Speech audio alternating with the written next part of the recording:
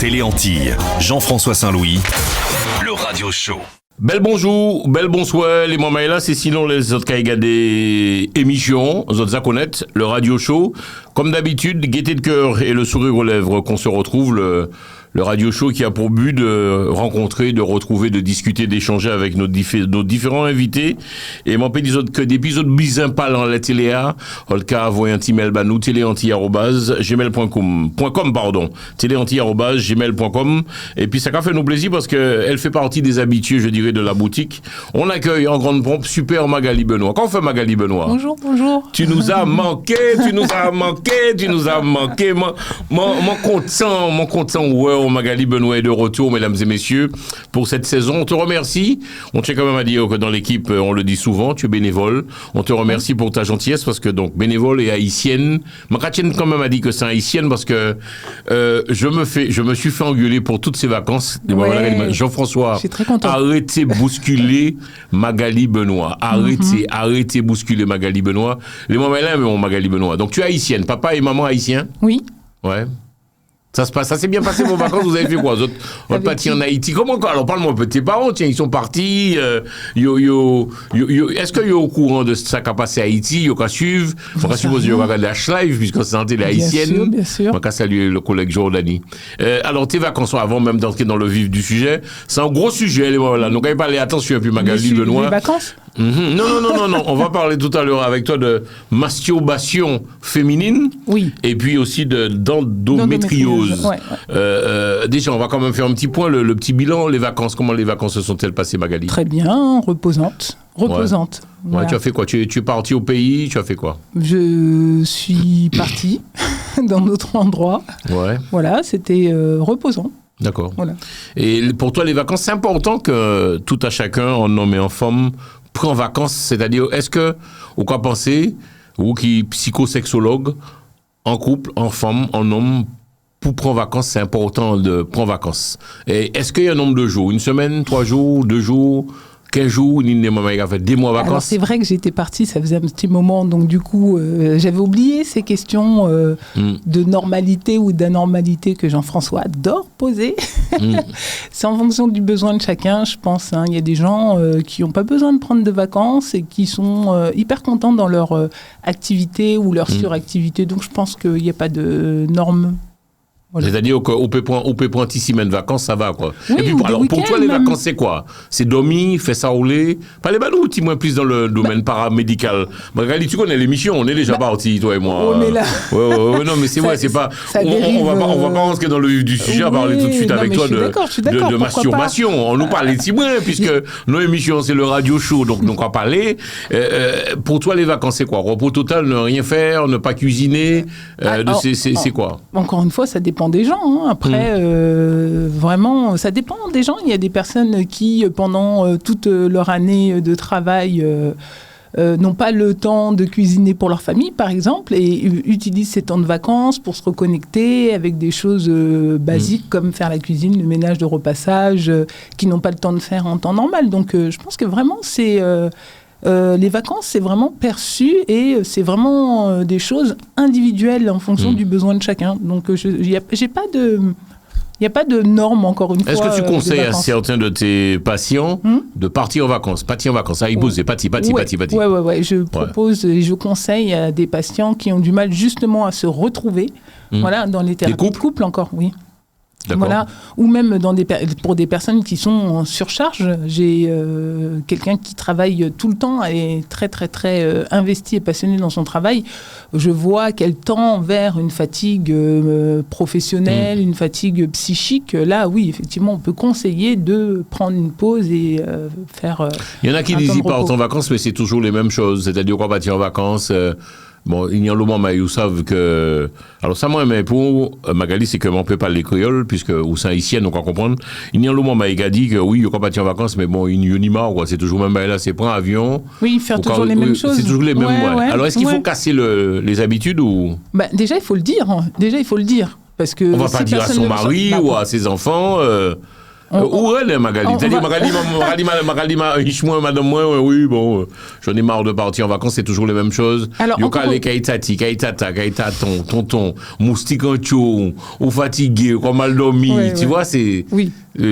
Moi, quand je passe, sérieusement, sans. Moi, pas prétentieux, moi, là, moi, pas là pour faire quoi. Moi, je me rabattis en vacances, et puis, madame, moi, moi, hôtel direct. C'est-à-dire, nous, l'hôtel, madame ne cuisine pas. Oui. Tu comprends ça, le truc? Oui, pour toi, c'est du repos, ça. Voilà, de ne pas avoir à faire des tâches qu'on fait habituellement à la maison. Ouais. Après, quand je dis, il faut dire, il y a le fond et la forme. Voilà. C'est pas, comme tu dis là, où c'est hyper violent pour la personne qui le reçoit. Et à un moment donné, on peut quand même exprimer que la routine est fatigante. Parce que, du coup, on vit une routine au quotidien, on va vivre une routine en vacances. Ça peut créer quelque chose d'un conflit de couple. Donc, juste dire, et déjà, au lieu de dire comme étant un reproche, pourquoi pas proposer simplement, cette année, on pourrait faire autre chose, aller nager, aller sortir, etc. Parce qu'il y a aussi un comportement où l'autre accepte de se retrouver dans ce type de situation. Donc, faire une proposition différente de ce qu'on a l'habitude de faire, je pense que ça peut se faire sans que ce soit reçu comme quelque chose de perturbant ou de violent. Donc, pour tout ça qui a regardé l'émission là, Magali, parce que je vais te faire rire, tu as beaucoup de fans. Hein? J'étais en Martinique, oh là, tout le monde a dit, mais elle est belle, Magali Benoît, il a parlé bien. Je le répète, c'est une psychosexologue, c'est ça? Oui, je suis donc, docteur en haïtienne, natif natal. Pas du tout, mais c'est pas grave, c'est pas grave. Non, mais ça fait partie du show, allez. Alors, on va rester sur les vacances.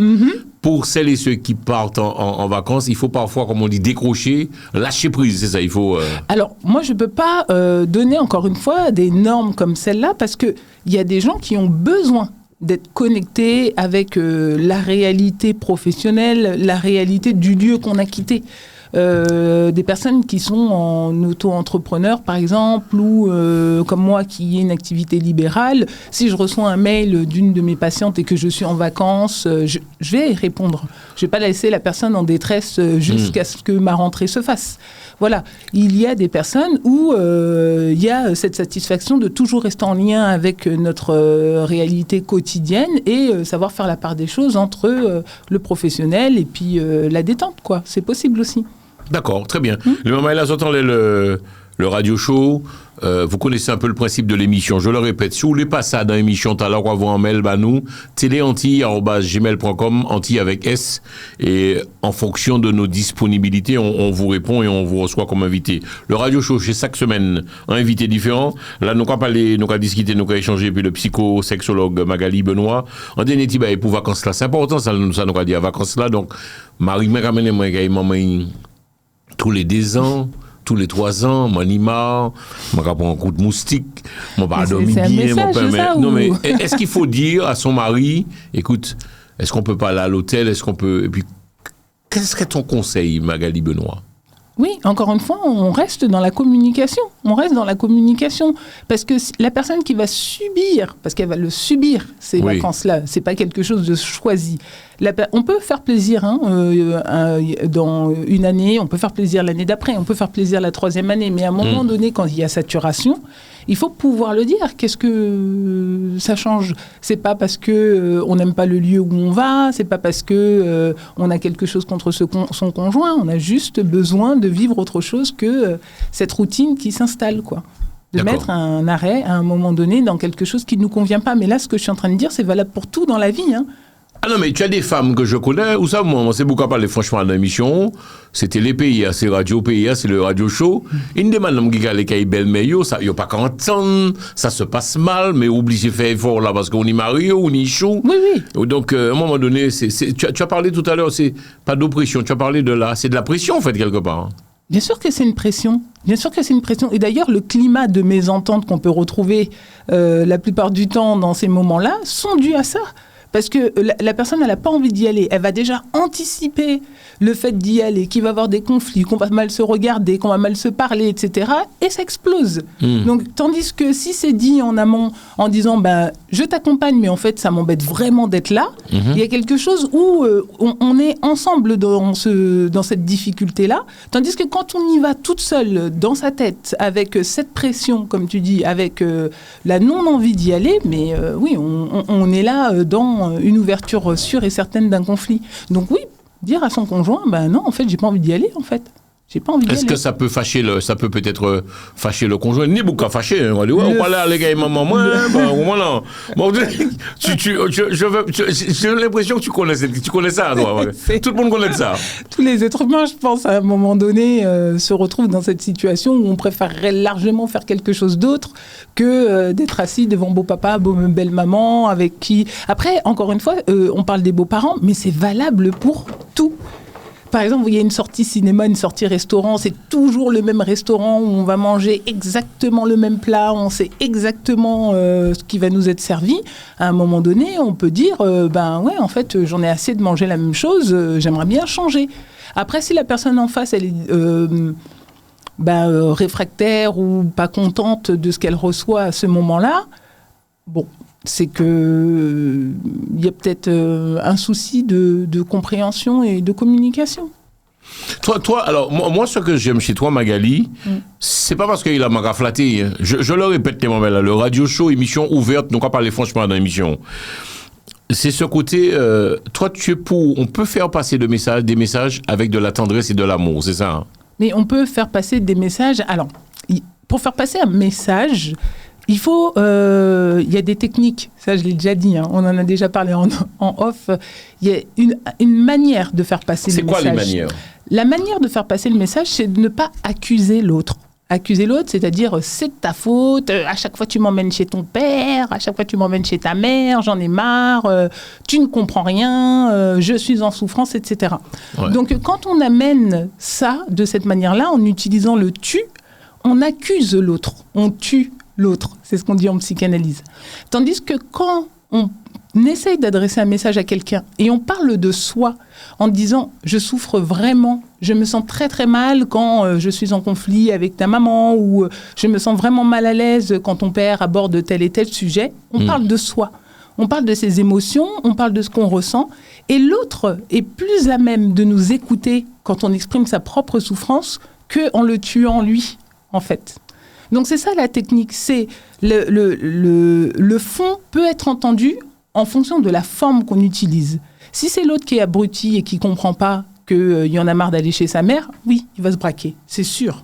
Si c'est moi qui suis en souffrance et que je ressens une peine immense à chaque fois que je me retrouve là, un conjoint qui est bienveillant et qui est aimant va le comprendre en fait. D'accord. Donc, il faut se dire les choses. Tu penses que je peux parler à ma femme, mais madame, moi, toujours qu'à fâcher. Ou ça, madame, moi, qu'a dit, oui, mais tu me fais tout le temps des reproches. C'est-à-dire que c'est toujours ça. C'est-à-dire que tu essaies de parler à ta femme, ou qu'à poser, ou qu'à dire, écoute, on n'est pas dans le conflit. Nous qu'à parler, nous ça commence mal déjà. Faut pas dire ça. Quand on est déjà en train de préserver le conflit, c'est qu'on est déjà dans potentielle... Alors, après-moi parler, alors, pour toutes les noms là qui regardent l'émission là, Magali Benoît, c'est pour ça moi, dit demoiselle Tawa, nous pourrons commencer les sujets. Moi, il y a une question, on peut préparer, mais bon, nous pourrons commencer les sujets, mais en gros, pour éviter les conflits, donc faut pas... Qu'est-ce qu'on dit? C'est quoi? On dit que le cerveau humain n'entend pas la négation. C'est comme quand on dit à un enfant, fais attention de ne pas casser le verre. Fais attention de ne pas casser le verre. Il entend casser le verre. Exactement. Et qu'est-ce qu'il fait? Il casse le verre. J'ai eu l'exemple il n'y a pas longtemps chez moi. C'est pour ça. Donc, fais attention de ne pas casser le verre. On le prépare à la possibilité de casser le verre. Donc, il va mettre une attention particulière dans le fait de ne pas casser le verre. Et ce qu'il va faire, c'est que ça va déraper. Il cassera le verre. Alors, quand on arrive dans un conflit et on dit à l'autre... Bon, je viens te parler, mais attention, on n'est pas fâché. Alors là,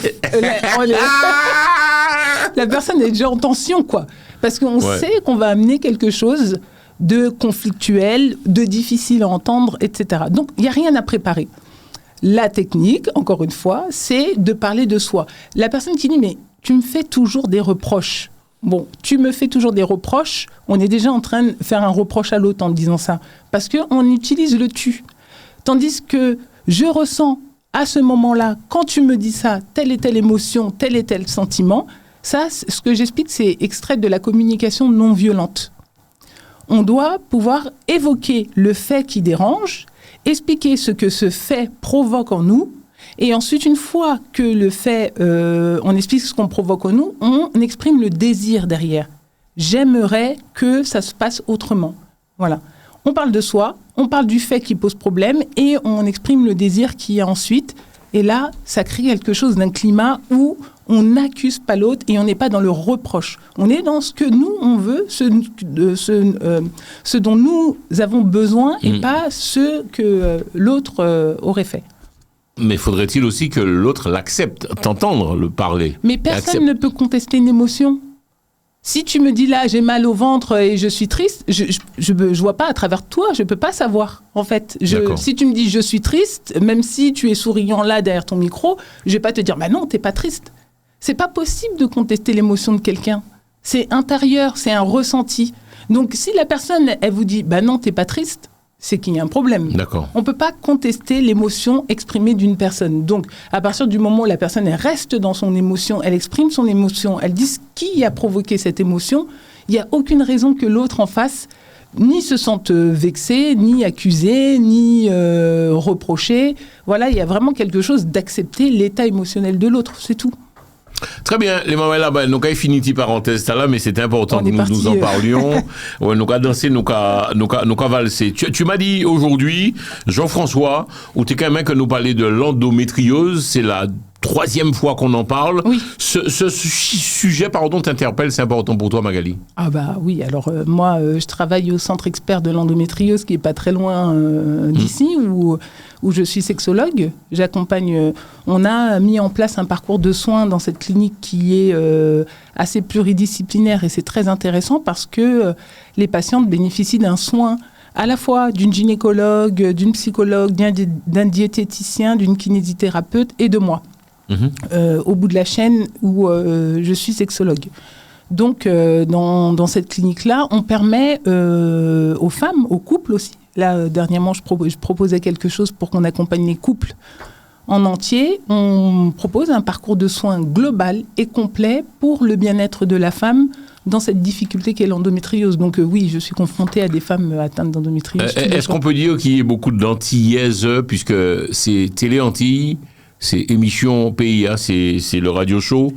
Est-ce que nous pouvons dire que nous avons antillaises, madame nous, guadeloupéennes, guyanaises, rayonnaises, martiniquaises, qui souffrent d'endométriose? En fait, ça touche tellement de femmes, l'endométriose. On dit qu'une femme sur 10 est atteinte d'endométriose. Et du coup, parmi ces femmes-là, oui, bien sûr qu'il y a énormément de patientes de la communauté antillaise. Tout à fait. Tout à fait.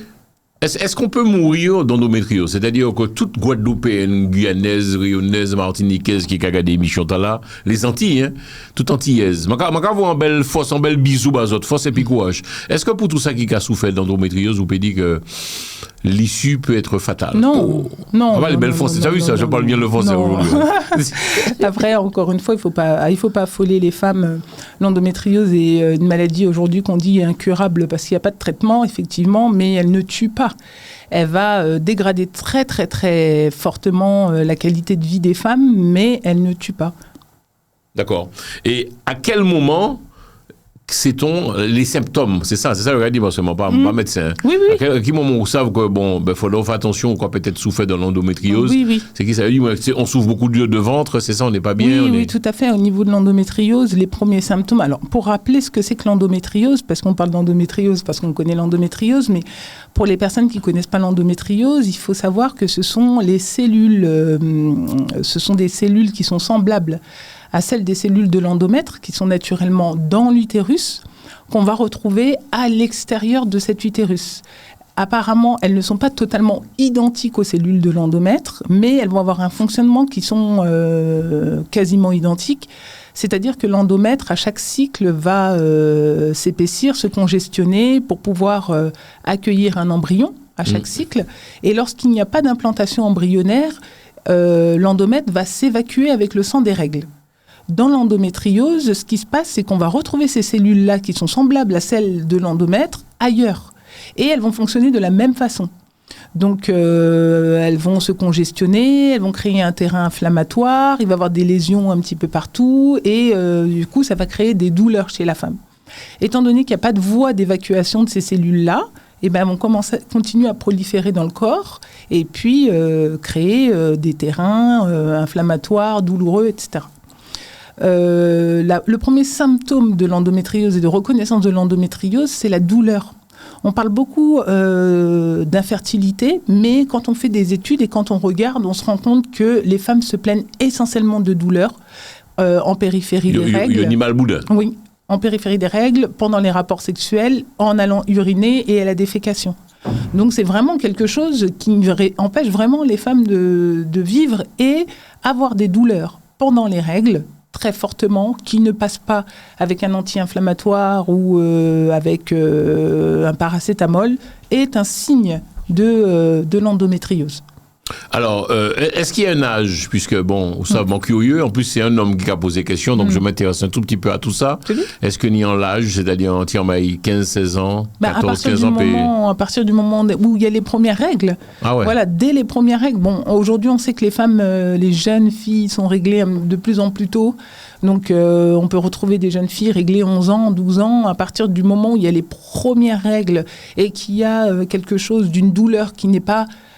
encore une fois, qui ne passe pas avec un anti-inflammatoire ou un paracétamol, il faut pouvoir s'inquiéter et puis juste aller faire une consultation avec sa petite. Ça suffit pour pouvoir vérifier s'il n'y a pas de lésion et puis pour pouvoir soulager la douleur. D'accord. Donc, nous avons parlé les moments là aujourd'hui et puis j'ai failli t'appeler le professeur. Non, c'est le docteur. Docteur. Non, j'ai pas la force. Alors, je vais vous un petit message ça là-bas, tout ça qui a regardé cette émission là. Je vais chercher un avocat.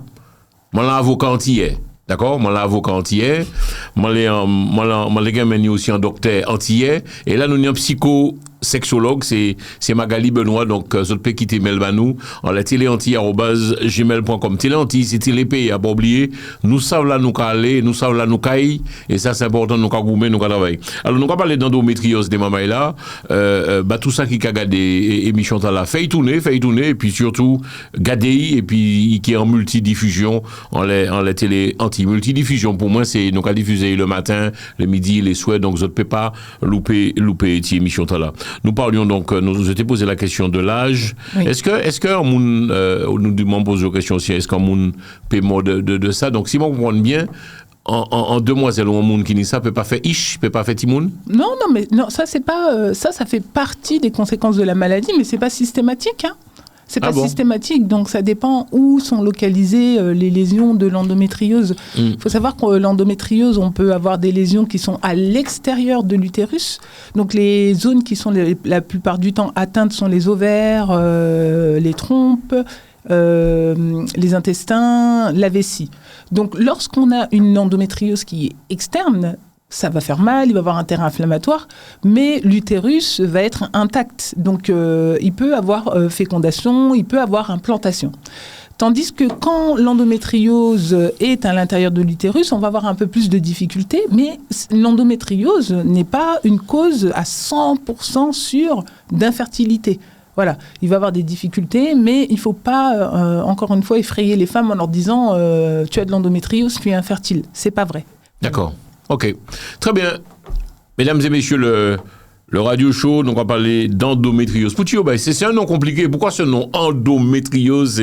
Qui a cherché qui a trouvé les noms les maladies? Poutio, non. Peut-être c'est une question couillon, mais pourquoi ce nom endométriose? Alors, endométriose, ça va être endomètre. On a découpé avec la première partie qui parle de l'endomètre. Ouais. Et ose, c'est tout ce qui elle va aller s'extrapoler en dehors de son nid initial. C'est D'accord. Ça, en fait, on utilise juste le nom de la cellule et le dysfonctionnement de la cellule, on fait un mot. Mais dans toutes les maladies, c'est comme ça. Quand on parle de thyroïdite, on va parler de la thyroïde et it, c'est tout ce qui est inflammation. En fait, c'est juste ça. Alors, les questions, réponses rapides. Bon, ça dit qui ça m'a dit. Donc, en gros, qu'est-ce qu'il faut faire? Il est préférable, dit-on, de prévenir que de guérir. Il faut tout de suite aller voir son médecin. très jeune, 14-15 ans, si je suis régli, comment c'est dit, si ni mal boudin, si ça capable. Il faut s'y prendre tôt, je suppose. Oui, alors ce qui est bien, c'est qu'aujourd'hui, la science évolue. Hein. Là, la maladie sort tout juste de l'ombre. Avant, les jeunes femmes qui souffraient d'endométriose, elles étaient mises de côté jusqu'à ce que la maladie prolifère. Comme c'est une maladie qui est, qui se propage avec chaque cycle menstruel, on s'en rendait compte, le diagnostic initial pour une endométriose, c'est 8 ans. Donc, entre les premières règles de la jeune fille, imaginons qu'elle soit réglée à 11 ans, 8 ans plus tard, elle a 19 ans, la maladie, elle tente de faire énormément de dégâts. Tandis que là, moi, le conseil que je donnerais, c'est aux mamans. Vraiment aux mamans, aux frères et sœurs, de surveiller les jeunes filles, les petites filles qui sont aujourd'hui en CM2, 6e, 5e, qui commencent à rentrer dans le début de la puberté où la fonction hormonale est en train de se mettre en place, de surveiller ces premières règles-là des petites filles, de vérifier si elles arrivent à aller à l'école facilement, si elles n'ont pas des difficultés, si la douleur elle n'est pas trop grande. Voilà, là c'est le rôle des parents de vérifier, de surveiller les premières règles des jeunes filles déjà, pour pouvoir alerter tout de suite dès qu'il y a quelque chose qui paraît suspect, quoi. Voilà. Alors, au cas travailler dans clinique qui a soigné l'endométriose, c'est-à-dire clinique là spécialisée pour ça, c'est ça? Oui, c'est un centre tout ça qui a gardé nous, Martinique, Guadeloupe, Guyane, La Réunion, on peut appeler la clinique et tu en fait, ou docteur à la clinique là. Oui, mais après, appeler la clinique, ça servira pas à grand-chose. Il faut pouvoir ausculter. On a un centre IRM pour vérifier s'il y a des lésions. Il y a vraiment toute une équipe pluridisciplinaire. On a un docteur de la douleur, un médecin de la douleur qui s'occupe en fonction des douleurs, là où elles sont localisées, de proposer un traitement qui est adapté à chaque femme. Donc, toutes les personnes qui sont en dehors du territoire, ça va être compliqué. Il faut venir pour pouvoir faire le parcours de soins et vérifier s'il y a de l'endométriose, vérifier comment on peut accompagner, vérifier comment on peut soigner, quoi. Comment peut-on entrer en contact avec toi? Parce que sinon, il faut aller sur Internet, on cherche Magali Benoît. Alors là, oui, c'est Magali la clinique Benoît. de quoi? Alors la clinique, c'est la clinique de l'Estrée. Elle se situe à Stein. C'est le premier centre expert de l'endométriose de Seine-Saint-Denis. D'accord. Donc, de toute façon, centre expert de l'endométriose, on trouve. Alors, vous qui avez regardé télé après-midi, sinon au soir, on bon matin, bon bref, c'est sinon le cas d'émission. Si on te prend contact et puis Magali Benoît, la clinique de l'Estrée. Moi, quand quand même dit que, où ça, Magali, Antillais aime bien rencontrer Antillais, c'est-à-dire qu'on est plus en confiance. Est-ce que tu comprends? C'est pas que nous lâche nous. Moi, bien, mais là, je arrive en côté, je joindre Antillais, ça peut mettre moi en confiance, je peux parler plus facilement et puis. Moi, il y a des Antillais aussi, parce que excusez-moi les moments là, nous on va parler franchement d'émission là, il y a des Antillais, les beaux un poste important, peut-être qu'il y aura venu gros, c'est ça. C'est à peine si on va parler de bas, on va comprendre que les mamans quand en gros bitim, allez, on va dire administration, quand on va l'entier, moi ça vous l'entier, moi dit quand on fait bel bonjour. Pourquoi pas même garder moi le type, il ne m'a même pas regardé quoi. Moi dit pourquoi sérieux là? Ou pas comprendre que vous avez oublié leur sortie d'appôt. Il y a des Antillais, on est trop comme ça. Vous êtes trop comme ça. Non, ne quittez-moi pas. Vous êtes trop comme ça. Quand vous arrivez, vous êtes bien placé dans une administration. Vous oubliez leur sortie, oubliez où grandit Pointe-à-Pitre, oubliez où grandit Mont-Lalo, oubliez où grandit Lorrain, Marigot, Saint-Pierre. Bon, bref. On a oublié trop vite. Et pas parce qu'on a dans gros manifestations qu'il faut oublier leur sortie. Il ne faut jamais oublier d'où on sort. Jamais oublier celui ou celle qui t'a aidé à traverser le pont. Merci beaucoup, Magali, ça doit. Non, sérieux. Non, mais moi, je voulais ajouter quand même quelque chose par rapport à ça. C'est que à un moment donné, il y a quelque chose qu'on appelle le cadre aussi. Comment ça, le cadre? Le cadre. Par exemple, dans mon cadre à moi, j'ai interdiction de traiter ma famille.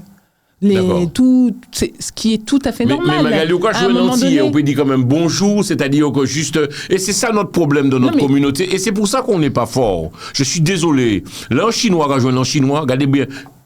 Tac, Non, ça dépend. Non, ils sont. Ça dépend. Non, mais pas dans toutes les institutions. Pas dans toutes les institutions. Notre problème, nous les Antillais, manque de solidarité. Et notre problème, c'est que lorsque tu rencontres un Antillais, même moi, je suis désolé, je rencontre quelqu'un, je suis dans le monde de la radio, de la télé. Si je peux aider des gens, je le fais parce que c'est normal. Donc, c'est ensemble que nous devenons plus forts. Donc, ça veut dire que lorsque je suis un Antillais, on va fonctionner différemment. Non, mais c'est pas ça. C'est qu'à un moment donné, comme on a un cadre qu'il faut pouvoir respecter, il y a quand même une distance à avoir. Si on commence... Alors, moi, si la dame, elle arrive dans mon cabinet, je commence à la checker, salut, ça va.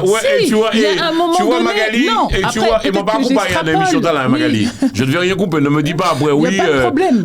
Non, je ne coupe rien du tout. Je t'explique. On se fait un one-shot enregistré. Oui, il n'y a pas de problème. Je t'explique. Je ne te demande pas, quand on fait qui check, moi pas mode ça.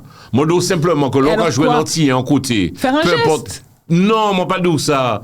Soyez plus gentil, plus attentif et plus, je dirais, plus dans la... Je salue quelqu'un que j'aime énormément, je vais vous dire la vérité. Maintenant, madame, que moi je joigne la mairie de Garges-les-Gonesse. Elle se reconnaîtra, c'est une bonne copine, mais elle est devenue une bonne copine. Je ne la connaissais ni d'Adam d'Ève. C'est une dame... Elle m'a fait ma pièce d'identité, mon passeport. J'ai un peu galéré parce que je ne me connaissais pas à pied, galérer, monter, descendre. Je ne connaissais pas. La dame m'a mis à l'aise. Et donc, je voudrais la saluer et saluer toutes celles et ceux qui travaillent dans le côté administratif. Nous forts ici. Nous forts. Nous pouvons comprendre ça. Et donc, la dame me voit, me dit, Jean-François, vous me dit oui, comment allez-vous? On a commencé à discuter. Et puis, j'ai dit, je te remercie parce que tu me mets en confiance. Parce qu'on a besoin de ça. Lorsque vous arrivez dans une administration, peu importe soit-elle, donc j'arrive à la mairie de Garges-les-Gonesse, il fait tout papier, il dit, mais voilà, il faut faire ça, il te faut ça comme papier, il te faut ça. On est dans la confiance. Être mis en confiance. Notre problème, Magali, c'est que... On se met pas en confiance. Alors, non, mais moi, je me sens pas du tout concernée par ça, parce que déjà, dans mon métier à moi, il y a déjà toute cette approche de mise en confiance. Voilà. Et puis, quelle que soit l'origine, parce que il y a aussi ce truc-là de se dire, on peut pas aller... Moi, quand je parle du cadre, c'est... Je vais pas traiter une personne d'une façon différente parce que je sais qu'elle est de la même origine que moi. Voilà. Je suis dans l'accueil, dans la bienveillance avec tout le monde en fait. Donc mettre les autres en confiance, il n'y a aucun problème avec ça. Après, effectivement, étant donné qu'il y a un cadre, je ne vais pas me présenter quand je sors de mon bureau et dire bonjour madame telle, et je vois son nom de famille, je capte tout de suite qu'elle fait partie des miens. Je vais pas avoir une autre attitude parce que elle est de mon origine. Alors je vais te faire rire. J'ai constaté quelque chose chez l'Américain. J'ai eu cette chance de voyager. L'Américain est très patriote. Vous savez qui ça? Regardez bien le combattu aux États-Unis. Chaque Américain a un drapeau. Il y a un drapeau. Kylie qui est approché, tu l'as vu ça? Bien sûr. Patriote, c'est-à-dire que les Bouga c'est Américain. Donc, je ne te demande pas d'entrer dans la fait comment vas-tu? Qu'est-ce que tu as mangé cet après-midi? Mais je vous demanderai, antillaise, là, dans l'administration, ou bien on est en bagaille qui, et pour payer des mouns, on nous aide comme nous. Là, on peut aider, tu vois, parfois, alors je vais te dire la vérité, je me suis déjà retrouvé aussi dans des commissariats. Moi, je dis la vérité. Je me suis déjà retrouvé dans des commissariats et il y avait une certaine pression. On peut raconter les autres petits quoi, comment de qui de quoi. Non, c'est bon. Je me retrouve je te jure. Et moi, je salue adjudant là aussi. Tu vois, moi, je salue adjudant là.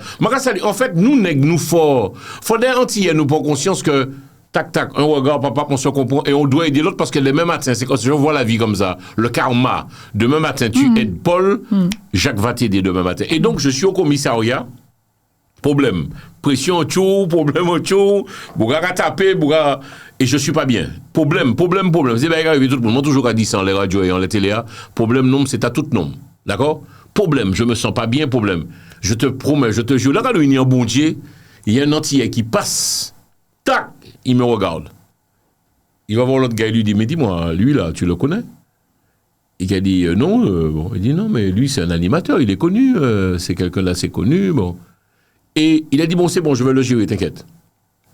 Je te promets, le mec a pris la place de l'autre gars, et je lui ai expliqué mes mots, mes problèmes, de qui, de quoi. Et ça, en fait, je te dis par là qu'un Antillais, pour me rencontrer un Antillais, quelqu'un de sa communauté, ça réconforte. C'est mon cas. Oui, je comprends. Et moi, je saluer tout ça qui est l'hôpital. Ça qui la geôle, la prison, Antillais, nous, tous côtés. Et donc, lorsqu'on tombe en Antillais, par exemple, pour l'hôpital, Magali, vous arrivez à l'hôpital, Le milieu hospitalier, tu connais? Tu connais? Ouais. D'accord. Quand tu croiseras nos Antillaises, tu vas voir le sourire, nous forts. Bon. On a dérivé de l'endométriose. Hein. C'est vrai? Ouais. D'accord. Alors, on va revenir. Bon, on va refermer. Mais tu m'as un peu compris. C'est-à-dire que donc toi, en fait, alors vous qui docteur à la clinique, tu croises parfois les Antillaises. Ah, mais bien sûr, tout à fait. Tous les jours de ma vie. Et donc? J'ai la même tendresse et la même affection pour tout le monde, de la même manière. Tu as raison de me parler comme ça, mais oui. Est-ce que tu peux mettre un tout petit quelque chose en plus pour notre combat? Bon, bref, tout. Nous pouvons comprendre qu'on nous, c'est pas grave. On va pas rentrer en guerre. Compris. Mais en fait, tu as un protocole que tu respectes. C'est carré. Bon, donc, je respecte ton choix. Oui. Moi, je vais être franc avec toi quand je vois un compatriote. Je suis un peu plus... Attention, c'est pourquoi vous débordez. Au bout d'un bagage, quoi dire aussi. Si un bagage, moi, pas de haut là. Mais j'essaie d'être un peu plus... Non, mais il y a une connivence, forcément. Ouais. Il y a quelque chose il y a quelque chose en plus, obligatoirement. De fait de être pareil. Je sais pas comment dire. C'est naturel. Il y a pas... après, encore une fois, moi, dans mon métier, c'est pas valable, je sais pas comment dire. En fait, tous les êtres humains pour toi sont des êtres humains. Bah oui, je peux comprendre. C'est pas valable. Je peux comprendre. Je peux pas apporter quelque chose de plus. Je peux apporter quelque chose de plus d'une compréhension de certains codes que d'autres communautés n'auraient pas. D'accord. Voilà, ça c'est vraiment quelque chose que j'arrive à apporter en plus. Et souvent on me le dit, ah ben ça vous pouvez comprendre ça. Ah, voilà, d'accord. des choses où par rapport à l'éducation, la dernière fois j'ai fait une conférence et il y a une dame antillaise qui est venue me voir et qui m'a dit, oui c'est vrai, hein, dans notre éducation, donc elle m'a impliquée dans le truc. D'accord. Notre éducation, on a des problèmes avec la sexualité. Voilà. Okay. Donc il y a quelque chose que j'apporte de plus, voilà, parce que j'ai cette compréhension de l'histoire. Mais je te comprends. Toi, en fait, ou docteur Magali Benoît, c'est ça, oui. Au docteur. Oui. Donc, vous qui sont docteur, pour vous, pas ni pièce problème qui est ou blanc, qui est ou jaune, qui est rouge, si un monde malade, ou quoi soigner, point très. C'est-à-dire, tu ne rentres. Moi, en tant qu'homme, déjà avant tout et après animateur, je fonctionne différemment. Moi, je vais être franc avec toi. J'aime excuse-moi, je devrais pas le dire, mais putain, j'aime cette communauté. Je suis tellement fier d'être antillais. Tu peux pas t'imaginer. Sérieux? Putain, j'aime cette communauté. J'aime mes Antillais. Je suis fier, frère, quand j'arrive en Guadeloupe, en Martinique, quand je regarde. Et puis, c'est des bagailles que nous savent. On peut pas comprendre. Mais t'es pieds à terre, parler créole. Tu comprends? Ouais. Voir maman, papa, les parents, Haïti Miché, Haïlan Mess. Oui. Tu vois ce que je t'explique? Je comprends. Tu c'est comme l'haïtien, ou c'est haïtienne, mais je comprends de vous, hein, ou grandi ici, hein. Tu comprends? L'haïtien, quand il est là-bas, natif natal, comme il le dit, le gars est haïtien. Mais oui, je comprends. Tu comprends ce que je t'explique? Oui, c'est quelque chose que tu peux pas comprendre. C'est-à-dire que... Et donc, c'est vrai qu'on me le reproche souvent. Peut-être que je me le dis peut-être trop haut, trop fort. Mais j'aime cette communauté. J'aime ce peuple. Et les gens, je vais être franc avec toi. Ici, là, au Patent de nous, c'est Télé Antilles. Alors, je le répète, nous pas gagner $1 million, hein. Je ne gagne pas des millions de dollars. Nous sommes une toute petite association. J'ai monté une télé IP avec une équipe. Et puis, nous sommes des bénévoles et on se démerde. Mais mes frères, je suis ici. Je m'en dormi ici à 24 heures ou 24. Madame, moi, ou pas ton nom, il était là. Tu sais quoi, je vais te dire quelque chose. Le week-end dernier, j'étais à Amsterdam. Je te dis la vérité, pour le salon de la vidéo. Oui. L'orateur ne m'a pas là dans les conférences. C'était un money, hein. Tu comprends? Mais c'est pas grave. Pardon, c'est... Enfin bref, il n'y a pas de mots. On continue. J'ai compris. Tu as compris? Tout à fait. Est-ce que j'ai été assez explicite? Oui.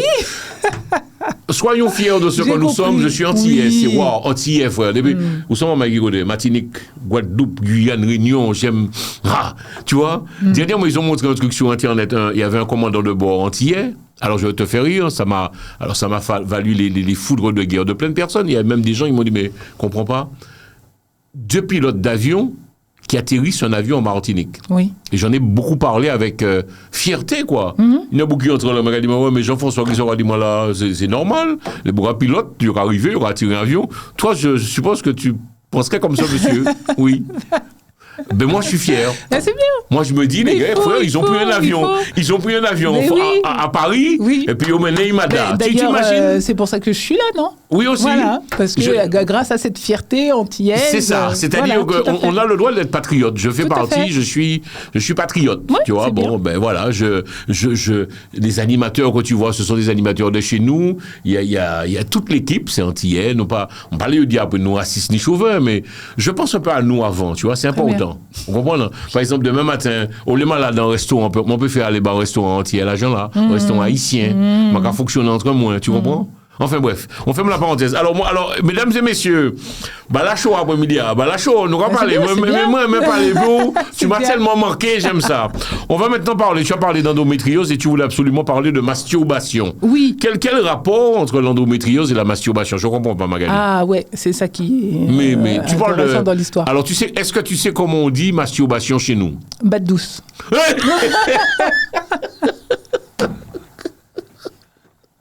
Et Rémanoï, je l'ai dit. Bon.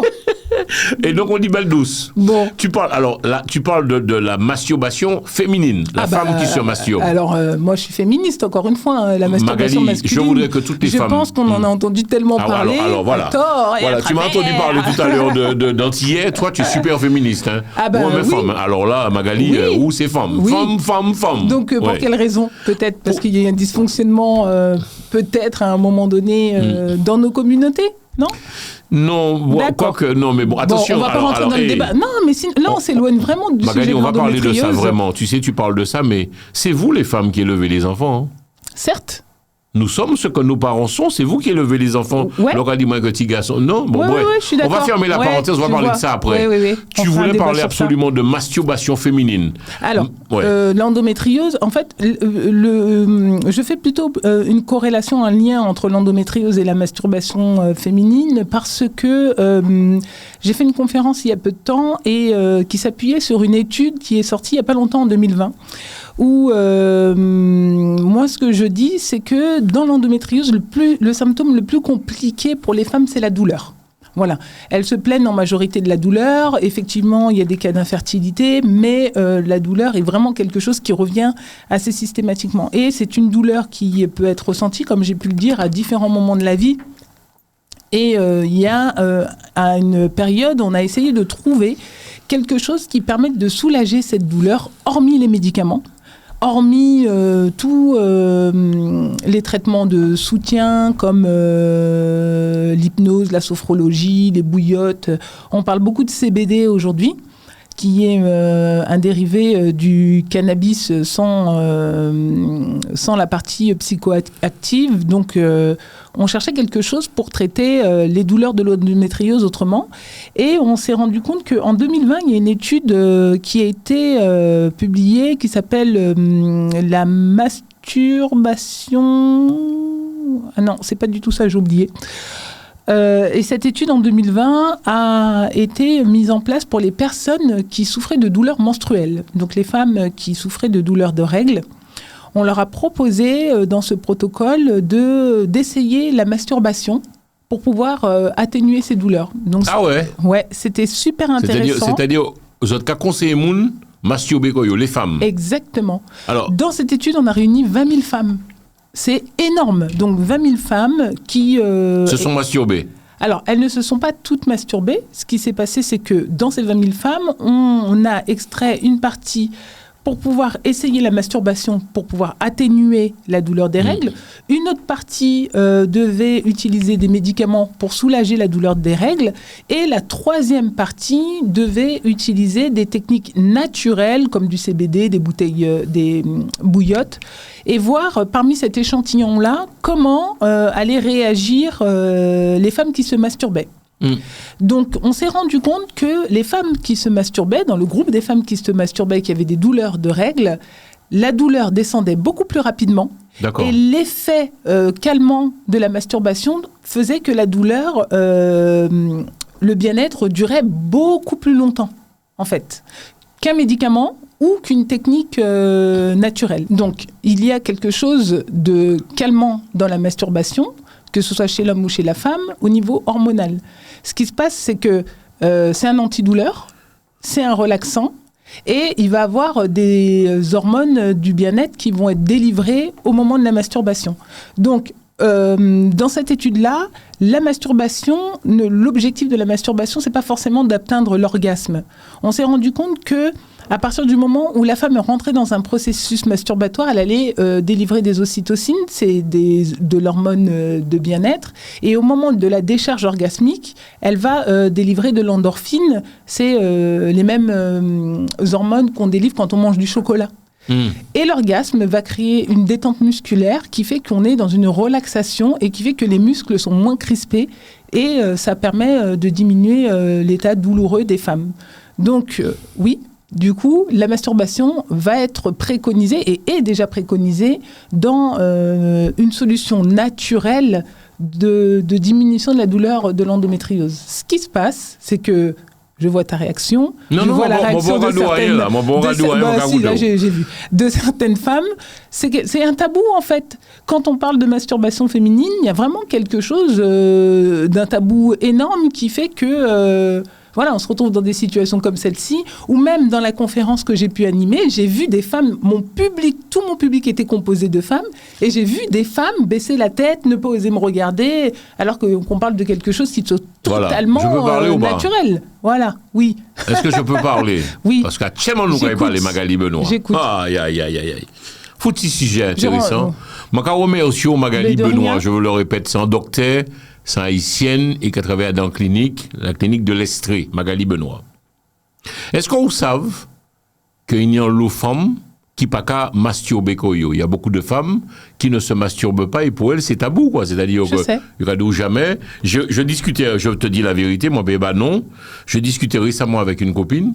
Je lui dis, tu ne te masturbes pas? Elle a dit, moi, non. Mais elle m'a dit, attends, tu es sérieuse là? Donc, ça fait combien de temps que tu n'as pas fait l'amour? Ça fait 1 an. Donc, faut me l'arrêter. Ou d'accord que, madame, c'est encore 40 minutes. On peut pas arrêter 1 an comme ça? Après, encore une fois, c'est quelque chose d'éducationnel, hein, la masturbation. Vous, les hommes, vous avez de la chance. Vous êtes nés avec un pénis qui se voit. Il est à l'extérieur. Donc, le petit garçon, tout de suite, lui-même, il a accès à son sexe dès qu'il est tout petit. Il va sous la douche, il voit un truc qui pendouille, il va toucher, il va essayer de voir à quoi ça sert, etc. Une femme, elle a besoin d'un apprentissage. Elle a besoin d'un apprentissage pour avoir accès à son sexe. Et la plupart du temps, parents, on se rendra compte que dès qu'une petite fille, elle se retrouve avec la main dans la culotte ou elle est en train de se frotter, ou la plupart du temps, ce qu'on lui dit, c'est « arrête, c'est sale ». C'est ça qu'on lui dit. Le petit garçon, comme il a accès à son sexe tout le temps, moi je vois... Tu as des enfants. Non, je n'allais pas dire ça. Je vois un petit garçon dans ma tête que je connais qui est tout le temps la main dans son zizi, quoi. 24 heures sur 24. Les parents ne sourcillent même pas. Ils ont une petite fille, la petite fille, voilà, donc dès qu'elle s'agite un petit peu, non, arrête de bouger, etc. Donc, il y a quelque chose d'un apprentissage qu'on ne donne pas aux filles. D'ailleurs, c'est pour ça que j'ai écrit ce livre. Oui, on va voir, on peut voir. Je parlerai un petit peu plus tard. On regarde, voilà. C'est quelque chose d'un apprentissage, mais ce sera un sujet plus tard qu'on évoquera plus tard. Du coup, je reviens avec des sujets tabous. Donc tout vient de l'éducation, c'est-à-dire une femme qui n'est pas capable douce, une femme qui ne se masturbe pas, alors... On ne peut pas l'obliger non plus à le faire quelque part. On n'est pas... Tous les enfants se masturbent. On l'avait déjà dit dans une émission. Oui, tu es sérieux ça? Tous les enfants se masturbent, tous sans exception. D'ailleurs, je sais... Tu m'inquiètes là, tu sais que j'ai une petite fille là, de 4 ans. Bien sûr.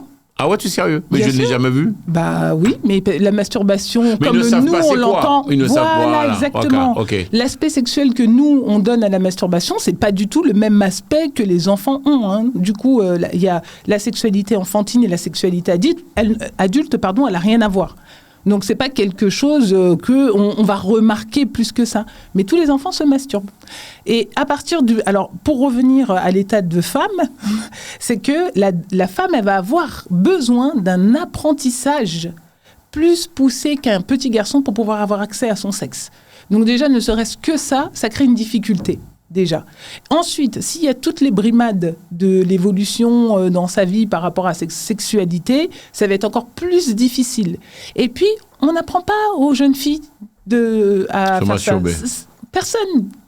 Personne. Il y a les garçons, il y a des groupes de garçons quand ils sont entre eux au moment de la puberté, où ils se font des petits challenges masturbatoires à celui qui va éjaculer le plus loin. Les filles, ça n'existe pas.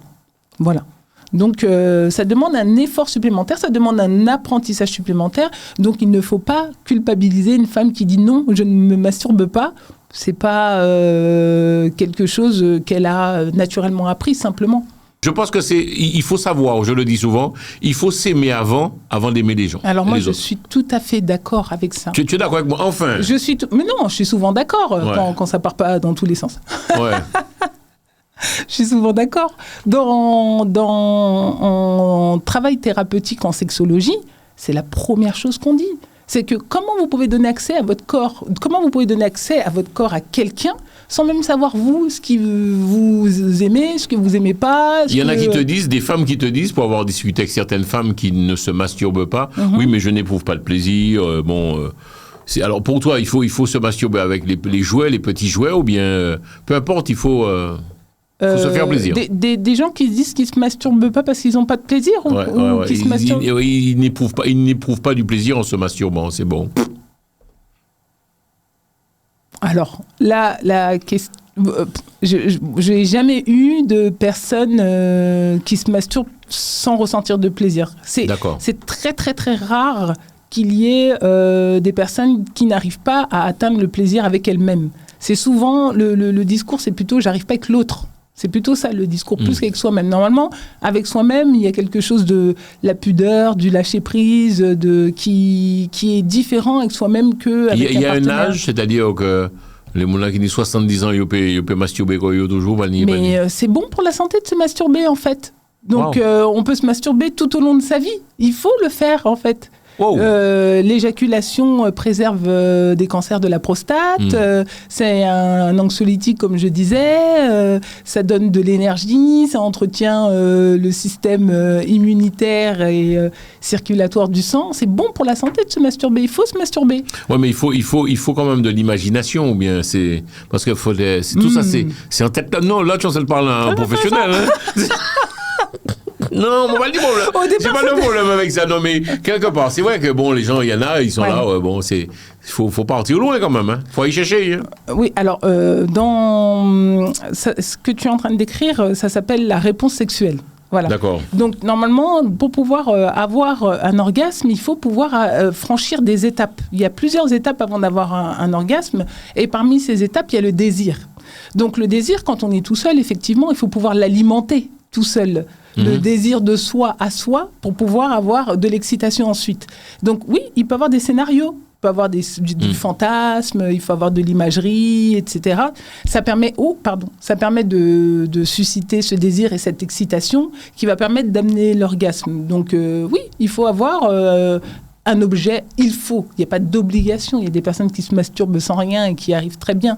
Mais effectivement, les scénarios, les fantasmes, l'imagerie érotique, etc., contribuent à pouvoir se masturber. D'accord.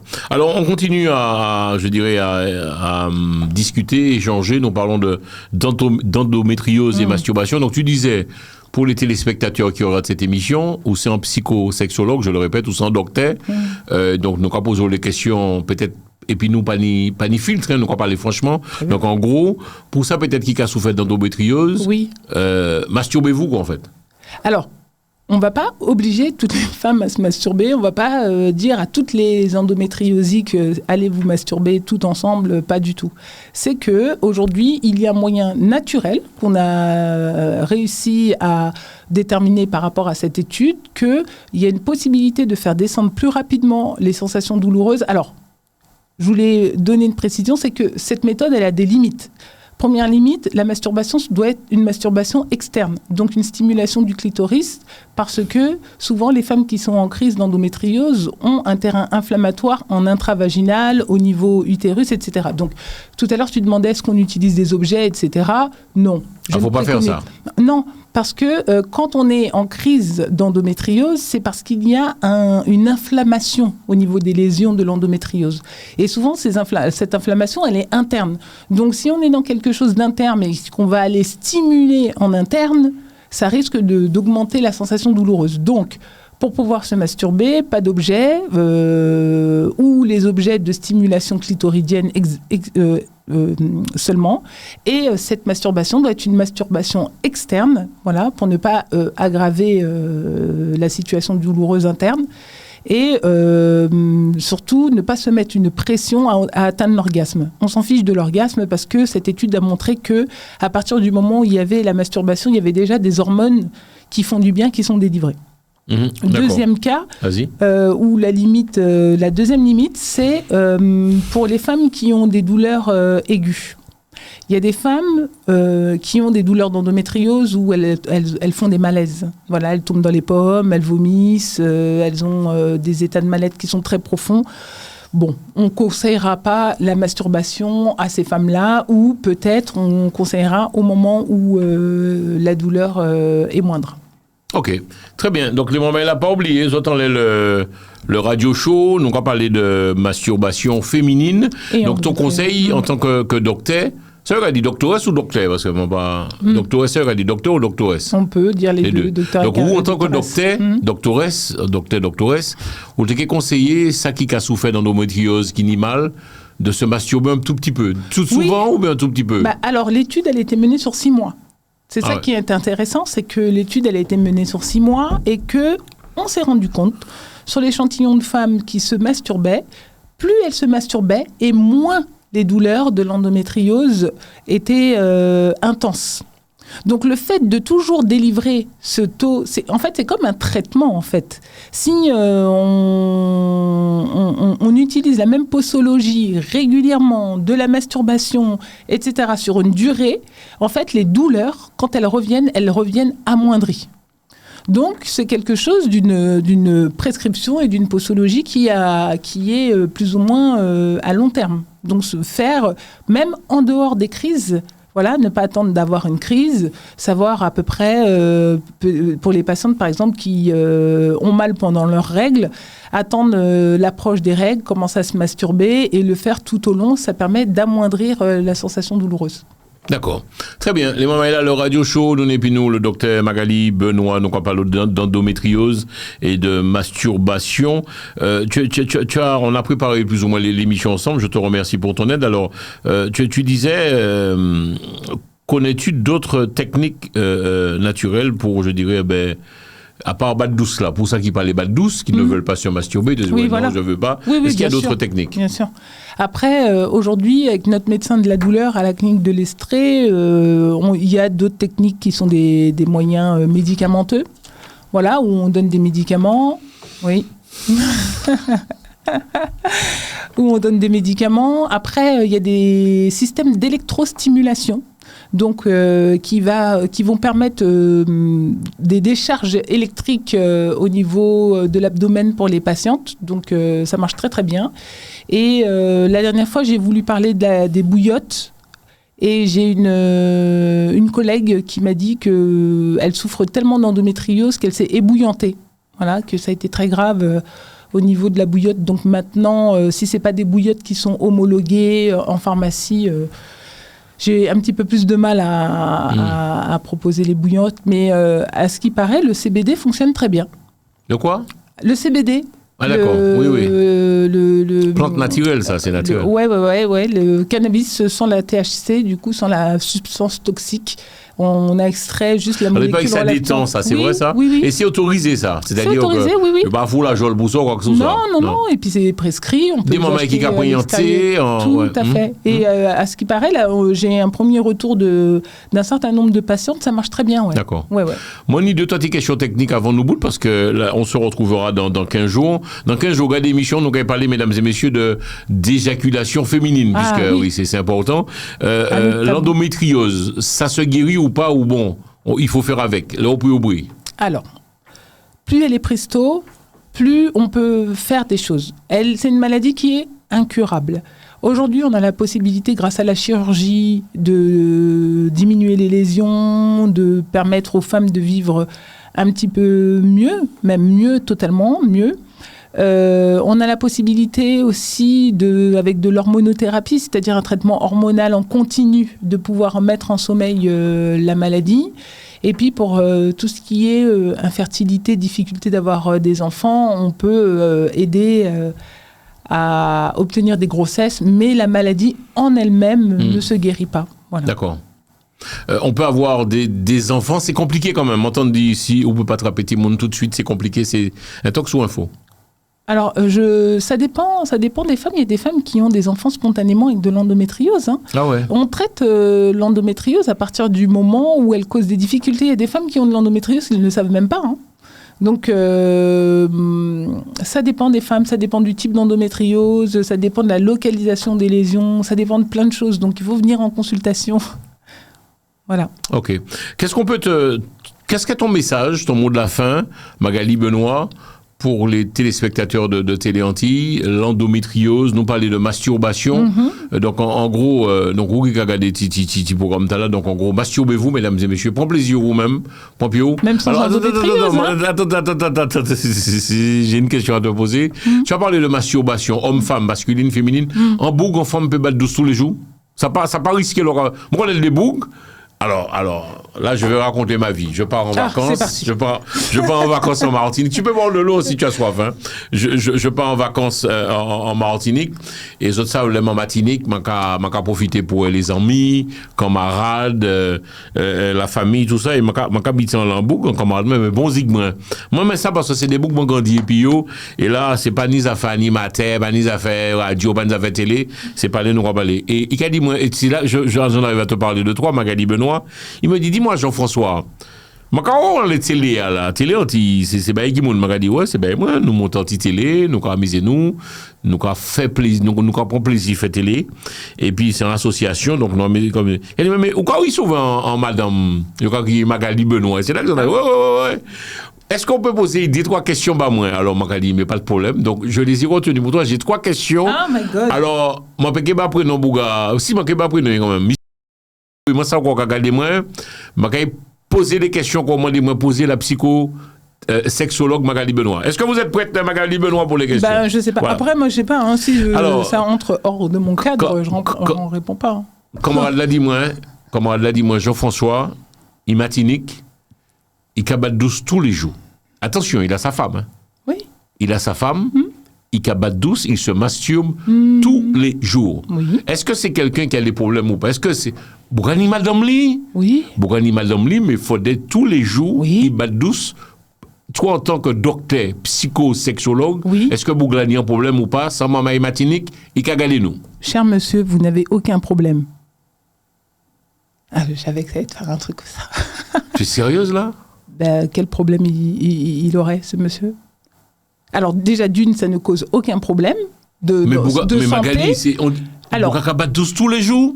Mais après, il fait ce qu'il veut de son corps. On parle d'addiction à partir du moment où la masturbation, on se masturbe plus de 5 fois par jour. Combien? 5 fois par jour. Donc s'il le fait tous les jours, bon. Une des boucs à battre 6 fois par jour. Ah oui, alors du coup, on parle mais ils sont en consultation, ceux-là. Ils souffrent de troubles obsessionnels compulsifs. Voilà, où c'est réellement un trouble. Si le monsieur... je parlais tout à l'heure de vertus relaxantes, détendantes et anxiolytiques. Il y a des gens qui utilisent la masturbation comme quelqu'un qui fumerait une cigarette ou qui boirait un coup pour se détendre. Voilà, c'est tout. Vaut mieux que ce soit ça, que ce soit des substances. Ce monsieur va très bien. Hein. Après, du coup, il a mis ça dans sa routine et dans ses habitudes. Ça devient quelque chose d'habituel. Monsieur, vous allez bien, ça va? D'accord. Alors, voilà. Deuxième question, parce que je rencontre ce monsieur en Martinique. Il m'a dit, Jean-François, posez psychosexologue ou à question, moi, t'es noté, mais c'est bon, j'ai retenu. Il me dit qu'en fait, il se masturbe tous les jours et lorsqu'il fait l'amour à madame, en fait... Oui, il s'imagine en train de se masturber. Ah ben voilà. Donc, on est bien là, alors? Après, c'est mon métier, encore une fois. Je lui dis, mais tu es malade, tu sais que tu as un problème, moi, par contre. Mais c'est un problème. Mais En fait, il n'a pas prendre plaisir, en fait, et puis Madame Ligue, en fait. Il pense beaucoup plus à sa masturbation. Oui, après, c'est autre chose, ça. Mais pour autant, il n'a pas... je pense pas qu'il ait un problème. Encore une fois, tout à l'heure, tu parlais de fantasme par rapport à la possibilité de se masturber. Dans le sens inverse aussi, ça marche, en fait. D'accord. Ça marche aussi dans le sens inverse, où lui, si son fantasme, c'est de se masturber, s'il a besoin de se masturber pour prendre du plaisir et qu'il transpose ça à son rapport sexuel, c'est une manière différente d'avoir du plaisir pendant un rapport sexuel. Mais les hommes qui pensent à une autre femme pendant qu'ils ont un rapport sexuel avec leur femme, c'est pareil. Hein. C'est juste un moyen de stimuler pour pouvoir prendre du plaisir. La femme... ça se fait, il n'y a pas de problème en fait. Non, ça me perturbe pas en fait. Ce monsieur qui nous regarde a le droit de se masturber tous les jours. Mais qui suis-je pour lui dire s'il a le droit ou il n'a pas le droit ? Il fait ce qu'il a envie de faire. La question c'est, est-ce que c'est une pathologie ou est-ce que je vais en mourir ? Est-ce que c'est grave ou... Non, ce n'est pas grave. Deuxièmement, il transpose sa masturbation à son rapport sexuel pour pouvoir avoir du plaisir avec sa compagne. Pourquoi pas ? Il n'y a pas de problème. On dit souvent qu'un rapport sexuel, c'est une masturbation. Hein. Et puis sa troisième et dernière question, est-ce qu'il faut qu'il aille, parce qu'il m'a dit, il pense qu'il a un problème, est-ce qu'il doit, tu penses, aller consulter ou pas ? Alors, c'est une très bonne question. Non, mais en gros, est-ce que c'est ça ? On dit que la première guérison, c'est de savoir qu'on est malade. Mais c'est une très très bonne question. Vas-y, je t'écoute. On considère qu'il y a un trouble à partir du moment où cette chose qu'on est en train de vivre pose difficulté à soi et ou à son conjoint. Si ce monsieur, ça ne lui pose pas de difficulté, il n'y a aucune raison qu'il aille consulter. Si le monsieur se masturbe et que ça l'empêche d'aller travailler, si le monsieur se masturbe et que ça l'empêche de se nourrir, si le monsieur se masturbe et que ça cause un problème dans sa vie quotidienne, ça cause une difficulté. Si le monsieur se masturbe et sa vie elle se passe très très bien, il n'y a aucune raison pour qu'il consulte en fait. D'accord. Donc en gros, il n'y a pas lieu de s'inquiéter. Bouga, donc Baddoussou ou les jeunesses. Tant que ça ne pose pas de difficulté, il n'y a pas de raison de consulter. On consulte quand on n'est pas bien, quand on se sent pas bien, c'est comme quand on a un rhume. Si on va bien, on va pas chez le médecin. Alors, puisque ça, nous quoi parler. Moi, j'ai toujours aimé présenter ce programme avec toi. On est sans filtre, nous quoi parler. Je rentre chez moi, je me dis 10-15 ans. Encore? Mais non, mais je vais poser une question. Il y a le moment qui a vu ça et m'a habité soit les ichmoins, filles, garçons, qui masturbé. Oui. Qu'est-ce que je fais? Je fais mine de n'avoir rien vu. Je rentre en l'air, je prends ça mal, je fâché, je tire mal à regarder porno. Il y a dans le salon, il y a pas de douce.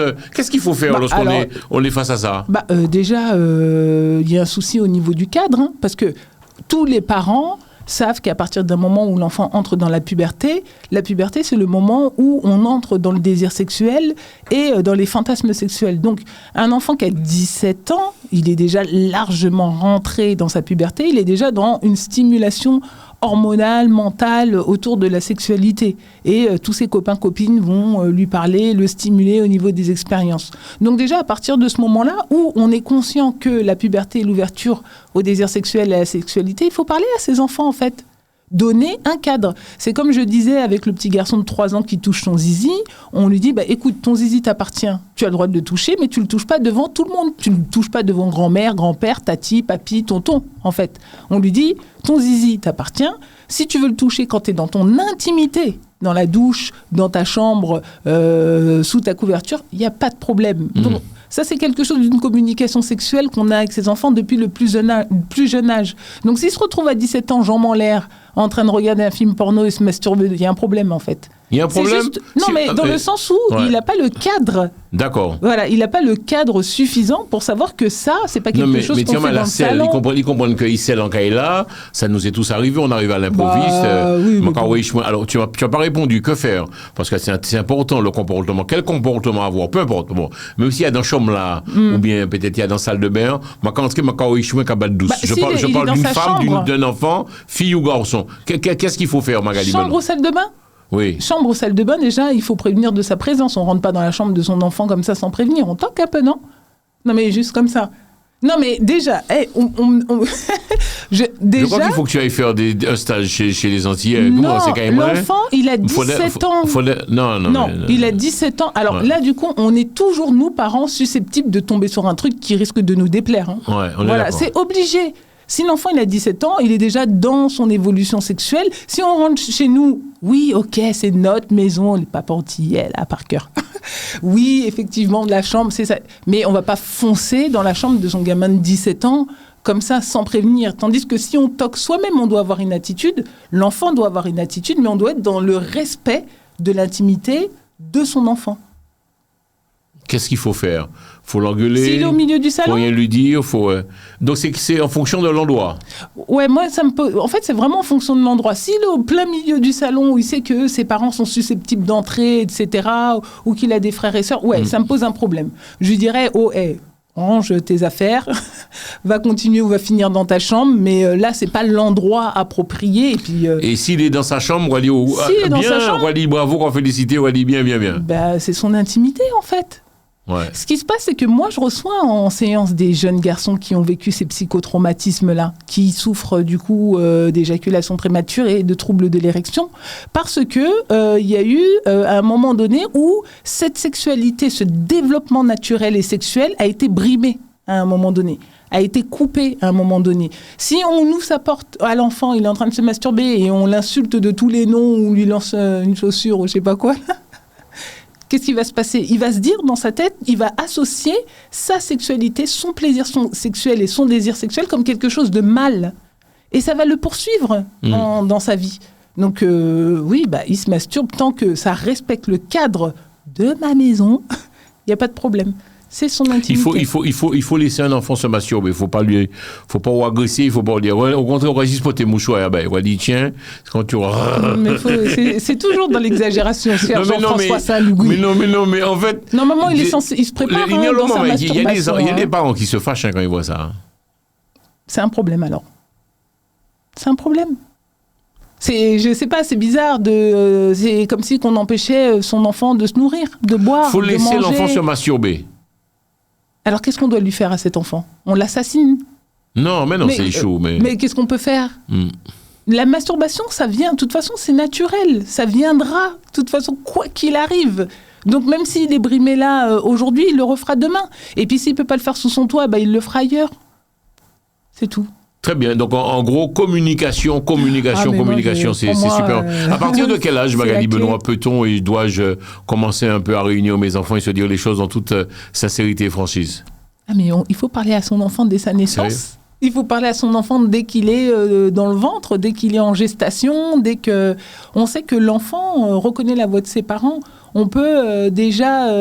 je vois beaucoup de parents qui font appel à des dons, par exemple des dons d'ovocytes ou des dons de sperme pour avoir leurs enfants. Et dès qu'ils sont petits, dès qu'ils sont en conception, les parents expliquent à cet enfant d'où il vient, pourquoi il a été conçu de cette façon. Je pense que la communication, à partir du moment où on met une âme en lien avec la sienne, il faut pouvoir communiquer avec. Et puis l'enfant est dans la compréhension. On voit bien, on apprend la langue des signes aux enfants. Même sans la parole, ils arrivent à communiquer avec leurs parents. Donc je pense que la communication, c'est de tout le temps, dès la naissance. Et là, est-ce qu'il y a un âge? Alors on va dans 15 jours se retrouver pour une prochaine émission avec toi, puisqu'on a fait aussi les questions-réponses sur le... Pas oublier, s'il y a des questions à poser, les moments là, vous allez sur le site internet, par la boîte mail, pardon, téléantille@gmail.com, Antille et puis pas oublier, téléantille@gmail.com, et posez toutes les questions que vous voulez à Magali Benoît, je lui transférerai. Donc, en gros, Magali Benoît, on va boucler le sujet pour aujourd'hui. Qu'est-ce qu'on peut te souhaiter? On a bien bossé, ça a été vraiment une belle rencontre, de belles retrouvailles. Je tiens à dire que tu es quelqu'un que la communauté aime beaucoup. Suis fait allumer en Martinique. Ouais, Jean-François, on va parler malbas, psychosexologue là. Moi, mais tellement, c'est moun moins, mais tu fais. Franchement, les gens t'aiment beaucoup et je trouve que c'est une bonne chose. Nous aimons, quoi. Reste celle que tu es. Cool. Donc, qui était quel message? Nous parler de l'endométriose et de la masturbation féminine. Donc, les moments là, regardez les programmes là. Continuez, bat douce. Masturbez-vous, amusez-vous. Après, là, c'est plus thérapeutique que quelque chose de sexuel, en fait. Hein. Moi, voilà, s'il y a quelque chose que j'ai envie de dire, il ne faut pas forcément associer cette masturbation féminine de l'endométriose dans quelque chose de sexuel et d'un plaisir. C'est plutôt quelque chose de thérapeutique. Il y a des femmes qui vont, du coup, se dire, comme c'est thérapeutique, je vais y aller. Si c'est dans quelque chose où j'allais toucher mon propre corps, parce que dans l'esprit, mais ça, on pourra en parler des heures. La perception de la masturbation chez la femme comme quelque chose de pas sain, voilà, il y a plein de choses, de prendre cette masturbation comme quelque chose de thérapeutique. Comme un homme qui dirait, là, ce soir, je suis fatigué, je vais me détendre comme le cher monsieur, là. Et ou, là, ce soir, j'ai mal, je vais pouvoir abaisser ma douleur en me masturbant. Donc, se masturber dans un effet thérapeutique et pas dans quelque chose de sexuel qui va être aussi, après, d'une culpabilité. Voilà, rien à voir. Et surtout, les femmes qui ne se sentent pas l'envie ou la possibilité de le faire, ne vous forcez surtout pas.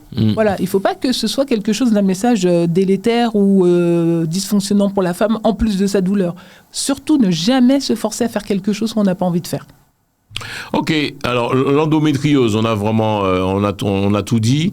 Pour celles et ceux qui nous regardent et qui souffrent d'endométriose, la clinique de l'Estrée, c'est vraiment, il y a un espace pour ça, c'est-à-dire il y a un service réservé à cela. Alors, autant l'hôpital Saint-Joseph de Paris est un centre expert de l'endométriose à Paris, c'est l'homologue de Saint-Joseph en Seine-Saint-Denis à la clinique de Stein, complètement dédié, c'est un centre expert de l'endométriose. Et est-ce qu'il faut absolument demander pour toi, Magali Benoît, ou bien bref, il y a plusieurs docteurs. Moi, je suis dans le parcours de soins, donc dès qu'on rentre dans le parcours de soins de l'endométriose, on me rencontrera obligatoirement. Okay. Je suis là.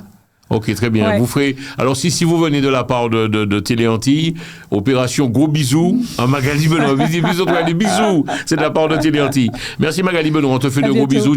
Alors, toi, par contre, non, c'est important de parler de tes bouquins quand même. Oui. Est-ce qu'on peut voir tes bouquins? Alors, il y en a deux. Il y a deux bouquins que Magali Benoît. Alors voilà, caméra. Alors, Thierry est là, mais lui n'a rien à perdre. Voilà, reste comme ça. Voilà.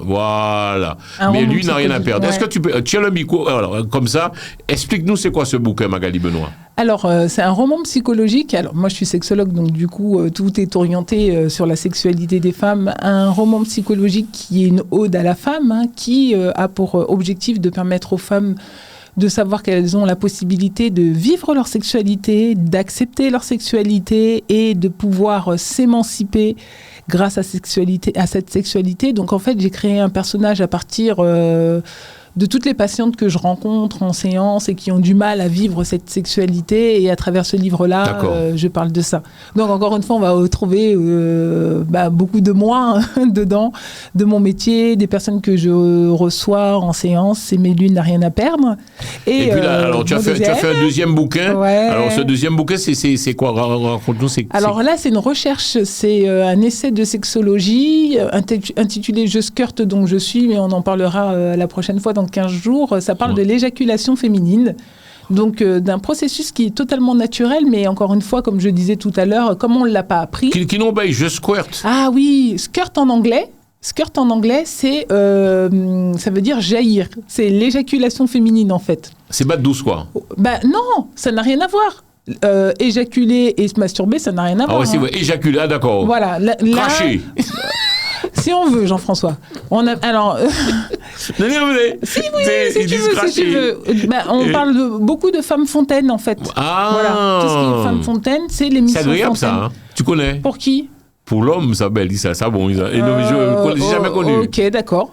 D'accord, mais. Donc, il faut l'acheter. D'accord. Et on trouve ça, on peut trouver ça chez Amazon ou pas? Parce que moi, ça, oui, bien sûr, il est chez Amazon. Mais les gars, les autres. On nous aide entre nous. Magali Benoît a monté ces deux bouquins, montrez-nous comme ça, nous, on va mettre comme ça, la 5, d'accord.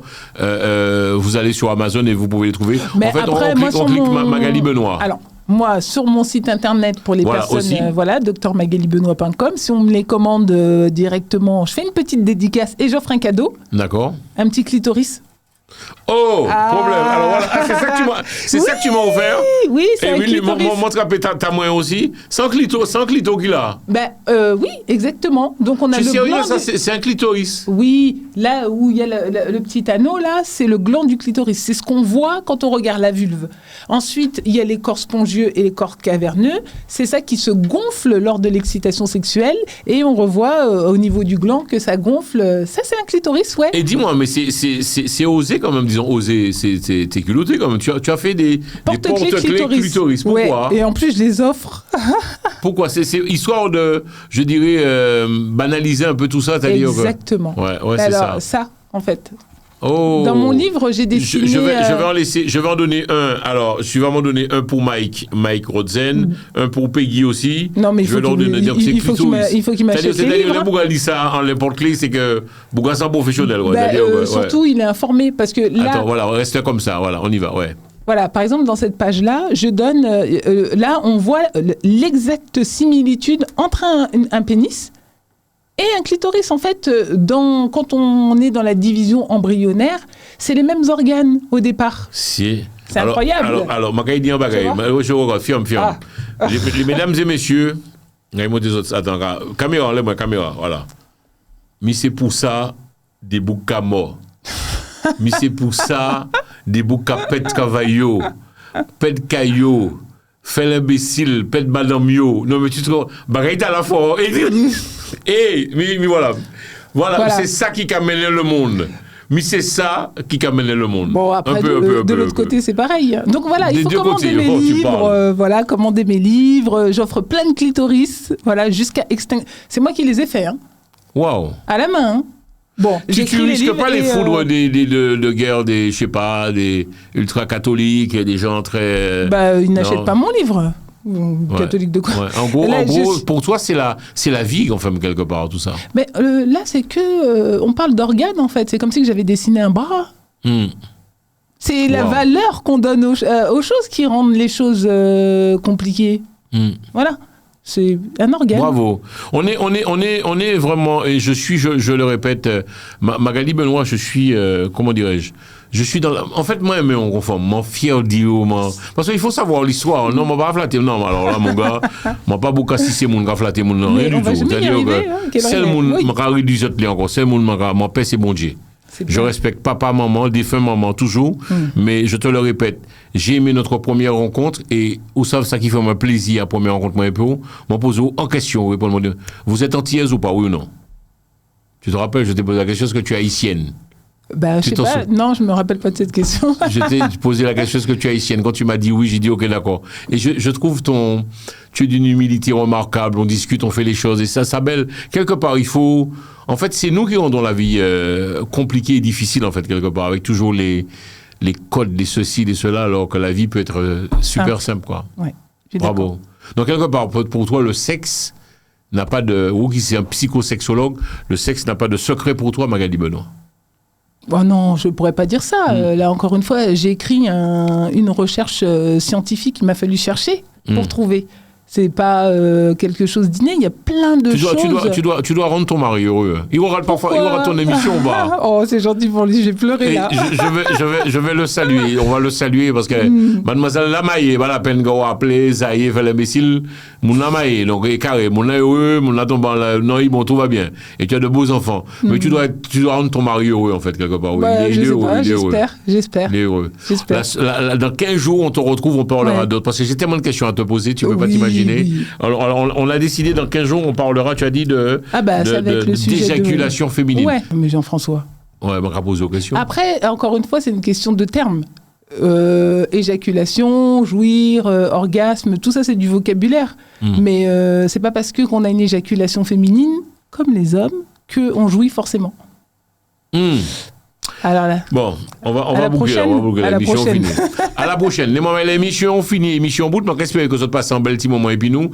Je vous rappelle que cette émission est en multi-diffusion. Par contre, la première diffusion a lieu le dimanche 21h sur Télé Antilles Et après, en multidiffusion sur la chaîne, vous pourrez regarder cette émission sur Télé Antilles, matin, midi, soir, et puis également sur notre site www.téléantilles.com. Belle demoiselle, à bientôt. À bientôt. Et puis reste toujours là, on a la pêche, hein, d'accord? On a la pêche. J'ai essayé. Mesdames et messieurs, c'est terminé pour l'émission.